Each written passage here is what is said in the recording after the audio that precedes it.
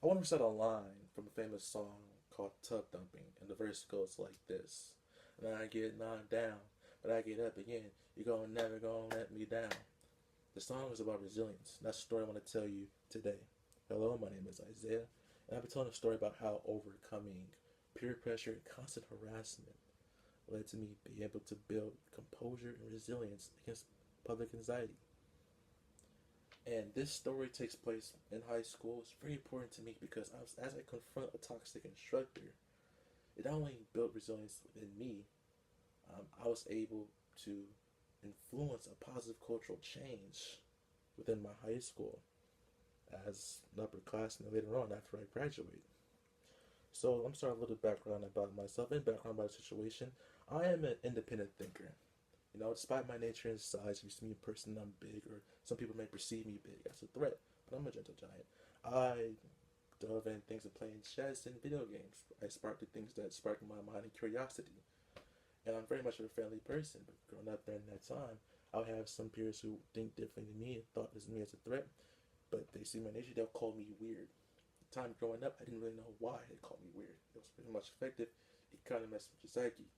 But now, after looking back, I can see that because I didn't conform to them and conform with them as they dealt with street culture, I didn't conform with them because I know wisdom. They see me as a threat. They didn't really care for me. And they're different from me. As them, I will let them be. But despite our differences, there was one thing that we all shared in common, and that's what interest within sports. And that particularly that was basketball. And I love the sport of basketball. But that was then and there when I found the source of what was letting this negative, toxic culture within high school thrive. And that was with the varsity basketball high school coach. And this basketball coach was very much toxic. Now, he was not only strict, but he was using his abuse of power to the point where he would berate players off of mistakes. I know that coaches would be strict on letting players be disciplining themselves or being strict through having them to execute plays. But this coach was very much strict to the point that you make a one mistake, you sit on the bench. You make a mistake in game, he's yelling at you. He's letting some of his players, his favorites, slide. But with you, if you deviate from the norm, trying to grow, he will look at you as strange and punish you for it. That's very much abusive. That's not even enough to be an instructor in a position. That's terrible leadership. And I was dealing with this as a freshman, you know. And with his favorites at the time would struggle, even though they were like good players in his eyes. They would struggle with academic probation and disciplinary actions. So they were sometimes left out with games, and we were struck with winning games. So it left with a team handicap size, and he had a bunch of players that he didn't really trust, and he would punish us clearly by just directing us, not letting us to be able to grow. It was to the point where that it festered off of toxicity, and this favoritism players can see that off the court. Off the court, they would berate us, players that were not different, that didn't gain the coach's favor, that the students, these players' entourage would then tease us, and then that's how that culture festered, and it created a lot of anxiety within myself. I had to deal with peer pressure. I had to look inside and develop insecurity, compare myself with my peers because of the fact that I was different. But it hit up with a boiling point within what was one game. That one game we lost to a school that was newly created, and after we lost, I played this game that was the whole game being a starter, and I was just tired, drained, worn out. I listened to all the coaches' plays, listened to deal with the coaches' antics, and it's just become stressful.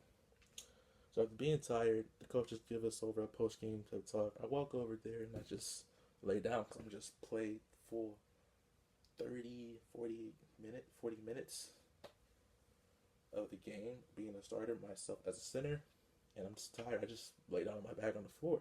So coaches stop his speech to talk to me, to deliberately tell me to stand up, and a little bit of resentment build because you know that if you're listening to someone and they're leading to a wrong path, you just feel like you're wrongfully being led to. So I've steadied up a little bit. I decided to sit back down, and the coach dismissed me. I was pretty much angry and upset. I decided to boycott the team. I talked to my parents about it. They're like, fine, okay. After they saw the actions of what I was doing throughout the whole season, and this was during my sophomore year of the season, that they dealt with this, that I've dealt with this. It's a point where I was like, I'm gonna boycott the team. Other teammates was wondering, hey, Isaiah, are you gonna go trying to practice? Yeah, I was like, no, I'm just gonna boycott the team. And later on, a few students were upset saw that. They're like, you know what? I like the coach I'm doing as well. I'm gonna follow what I said was doing. Started boycotting the team one by one. And after the coach lost the locker room, he decided to quit himself after he noticed that not a lot of players were going to practice, and he lost the locker room completely. And later on, in the next following year, the school found a new coach. And with the new coach, and wanted to change the positive atmosphere, this coach was actually creating a good positive culture change. He decided to pick me along with two other students to be captains, which I was like, okay, fine, sure. And with this, as we were the captains, be able to create a new positive culture within us being supporting each other through as teenagers without then berating the players who berated each other's players. One of them ended up transferring to the school. Another of them kept staying but played the bench, but whatsoever. But with the new captain, the new head coach, and with captains and me, we end up actually leading the team to the first ever title, the first ever city title, and first ever trophy for the school in basketball. That's how much we changed, how much a culture can affect an individual for growth. And we were resilient with that. And then during that campaign, we was able to play my old high school coach, in which when we played them, I saw like a shocking remark invisible, which I saw the players on the team being left sides. It was only 5 players on the team, despite that the roster size being listed to 15. So you probably see some boycotting there, and I saw like a resounding, remarkable visual there. And once we played them, we ended up beating his team, our former coach's team, by a 20-point victory, 20-point margin. So I want to conclude to you by saying this, that be who you are. Despite being pressured, despite being your antics, be who you are positively as a positive member of society, and be who you are creativity wise, and share your passion. Remember your passion. Don't let nobody change you to who you are. And despite you not sticking to conformity, be who you want to be, and be the best you can be. And this time, looking back now, is being independent, that I wish I can go back and discuss with those peers who did not agree with me, that did not really do chastise me, berate me, as long with the coach, and wish that we can be friends. And if there's probably watching this video, I wish them the best in their future. And thank you for listening to my speech.